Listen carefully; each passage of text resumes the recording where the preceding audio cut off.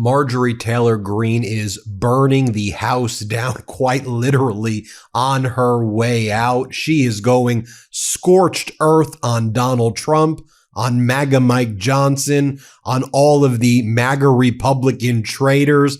She's just putting it all out there. She's saying MAGA Mike Johnson is not really the Speaker of the House. What a pathetic, weak individual and weasel he is. She's posting images of the chains breaking, and she says it is so liberating to break the chains of the bully. And she's also discussing private conversations that she had with Donald Trump, where Trump threatened her that you better not get those Epstein files out there, because if you do, you're going to hurt all of my friends. Don't you dare do that. Donald Trump screamed at her in private, and the people around Marjorie Taylor Green heard him yelling. They're like, what's going on? And she's like, all I'm trying to do is expose the child sex trafficking ring, and Donald Trump screaming at me that if I do this, I'm going to hurt his friends. Let's be clear, folks.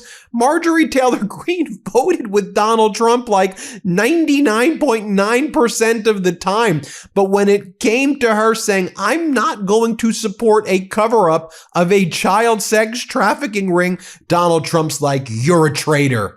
You're Marjorie Traitor Brown. Green turns into brown. You're low IQ. You're rotten. You're banished. I mean, let's not hoist Marjorie Taylor Green up as some heroic force. She did the bare minimum. She didn't support a cover-up of a child sex trafficking ring. But for Donald Trump, how dare you do that? Let's get into the facts. Let's get into the data. Let's bring the receipts here and show you everything that went down. Here are the images that she's posting. She's posting images of the chains breaking, and she goes, breaking the chains from the bully is freeing. I'm taking hold of real power over oneself and one's future. For me, I give full authority, she says, to Jesus, and I will fight like a lioness for my children's generation and their children.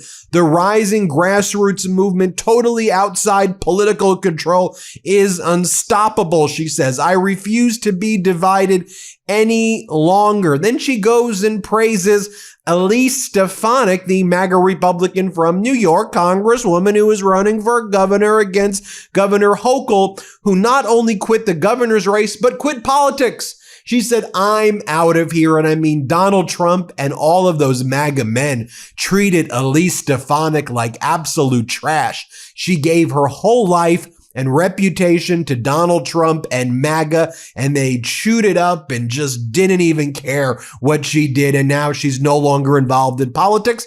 Marjorie Taylor Green says to Elise Stefanik, you are making the most wonderful decision, Elise. Mom is the best job title there is. Way to go, Elise. The lectern guy, you know, the lectern guy, the J6 guy who was holding the podium, stole the lectern. Remember that guy? This guy goes, here's what he posts. It's funny. You go to prison for defending people in hopes that they will arrest pedophiles and take down the deep state. And the best they can offer you is banger tweets and 50-year mortgages. And he posts an image showing that Democrats are likely to take control of the House next year with a photo of AOC. And Marjorie Taylor Green says, this sums it up for so many. Now, Donald Trump's MAGA darling, a guy who was never really MAGA, a guy who was a never Trumper at first, who now parrots what Trump says because this is his way to make money and this is his way to rise and climb through the MAGA ranks. And by the way, Adam Mockler just totally destroys this guy on CNN. It's quite embarrassing. Whenever I see Mockler debating, oh, it's not even a debate. Mockler destroys this guy. Scott Jennings, you hear of this guy? And Scott Jennings goes, Marjorie Taylor Green became a lib this year. So what? The MAGA division narrative is overblown intentionally by those who want to see President Trump fail. Trump is still extremely popular among Republicans. He's the strongest party boss in the modern era. It's time to focus on winning. You're saying Marjorie Taylor Green is a lib? that she's liberal now because the only issue where she really diverged from Donald Trump is she didn't support a cover-up of a child sex trafficking ring. And now she's a lib, but she also doesn't support Donald Trump's foreign wars. As Donald Trump says, he's for peace, but we know that's not the case. And for that, you have Scott Jennings saying, Marjorie Taylor Green has become a lib. And Marjorie Taylor Green responds, oh, look, I'm being lied about again by a Bush neocon and Mitch McConnell consultant, Scott Jennings. I have a 98% voting record with Trump. So I guess Scott is calling Trump liberal too. Scott Jennings is everything America First voted against. He just fools people with hot takes. He ain't fooling anybody, Marjorie. We know this guy's a total and absolute BS artist, a con artist, a fraud, a charlatan. We know Scott Jennings. Adam Mockler exposes this guy all of the time. But here's the thing. Donald Trump isn't conservative or liberal or independent. I'll tell you what Trump is. A fraud, a criminal, a felon. He's a sexual abuser. This guy's just a bad guy.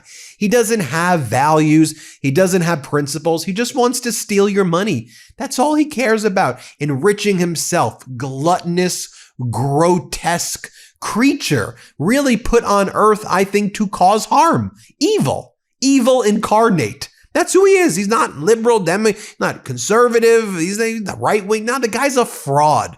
The guy's a fraud. He sees vulnerable people. He can smell it, sixth sense, and he knows he's a predator. He knows how to prey on it. Now, Marjorie Taylor Green, by now you may have heard, gave this interview with the New York Times.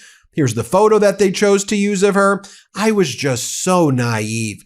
Inside Marjorie Taylor Green's break with Trump. I was so naive. How the Georgia congresswoman went from the president's cheerleader to his loudest Republican critic. Here's how this article starts. After a hearing, Green held a news conference at which she threatened to identify some of the men who had abused the women, the girls, the little girls. Green says that she didn't know those names herself, but that she could have gotten them from the victims. Trump called Marjorie Taylor Green to voice his displeasure. Marjorie Taylor Green was in her Capitol Hill office, and according to a staff member, everyone in the suite of rooms could hear him yelling at her as she listened to him on speakerphone. Green says she expressed her perplexity over his intransigence. According to Green, Trump replied, "My friends will get hurt," when she urged Trump to invite some of Epstein's female victims to the Oval Office. She says he angrily informed her that they had done nothing to merit such an honor. It would be the last conversation Green and Trump would ever have. So let's just be clear. Donald Trump has invited the chief of staff of the Pakistani military to the Oval Office. Donald Trump has invited over to the Oval Office the dictator of Syria, who used to be one of the leaders of Al-Qaeda, who had a $20 million bounty on his head. If Jeffrey Epstein was not busted again, Epstein probably would have been in Donald Trump's cabinet, okay? Donald Trump moved Ghislaine Maxwell to a minimum security facility, okay? This is the people who Trump likes. Trump's a bad dude. He's an evil dude who does this stuff. That's just who he is. He's a bad guy. Marjorie Taylor Green also said that MAGA Mike Johnson is not our speaker, and he is controlled by the White House, that he is a puppet. Democratic Congressmember Ted Lieu says Marjorie Taylor Green's correct. In the history of the United States, no speaker has glazed the president harder. Mike Johnson glazing that president hard, that's for sure. The Hill writes the following. Speaker Johnson, not our speaker, not the Republican speaker. Marjorie Taylor Green, in a newly published interview, argues that Mike Johnson is 100% following orders from Trump and, as a result, relinquished all of the power of Congress. The remarks from Marjorie Taylor Green, who will resign from Congress effective Jan 5, come amid complaints from members of the House that it is giving up too much sway to the White House. Quote, "I want you to know that Johnson is not our speaker. He is not our leader. And in the legislative branch, a totally separate body of government, he is literally 100% under direct orders from the White House. And many, many Republicans are so furious about that, but they are cowards. Now, as Steve Morris says, here's another wild anecdote in the New York Times profile of Marjorie Taylor Green. When she told Trump that her son's life was being threatened, Trump told her that it was her fault. Marjorie Taylor Greene's last exchange with Trump was by text message on November 16th. That day, she received an anonymous email in her personal Gmail account that threatened her college-age son. Derek will have his life snuffed out soon. Better watch his back. The email subject heading used the nickname Trump had given her the day before, Marjorie Taylor Green. Green promptly texted that information to the president. According to a source familiar with the exchange, his long reply made no mention of her son. Instead, Trump insulted her in personal terms. When she replied that children should remain off limits from their disagreements, Trump responded that she had only herself to blame. Now, here's Marjorie Taylor Green with Tim Dillon saying, yeah, this Epstein stuff is never going away. Play this clip. You do seem to have a real problem with transparency, and there's a huge loss of trust over these Epstein files and over other things as well. Yeah. No, you're right. I'll tell you what, I track the calls coming into my office. Yeah. Track them all. We track all the emails. We track all of it. This week, it was really interesting. 60% of my calls were about health insurance premiums costing too much. The other 40% Epstein files. Right. Right. So it's not going away. And here's Donald Trump saying that, yeah, he basically acted like Marjorie Taylor Green was stalking him. Right? That's how he made it seem. It's like, she's stalking me. She just wants to call me all the time. I'm too busy for her. She's low IQ. I don't want to take phone calls from low IQ people. Here, play this clip. You know, people with low IQs like Marjorie Taylor Green, she's a low IQ person. When she says but she was a loyal person until I wasn't able to answer her phone calls because I'm just too busy to answer people's phone calls. You can't call me 3 times a day. And it's just, not appropriate when I have, over 200 congressmen, 53 senators, 212 countries.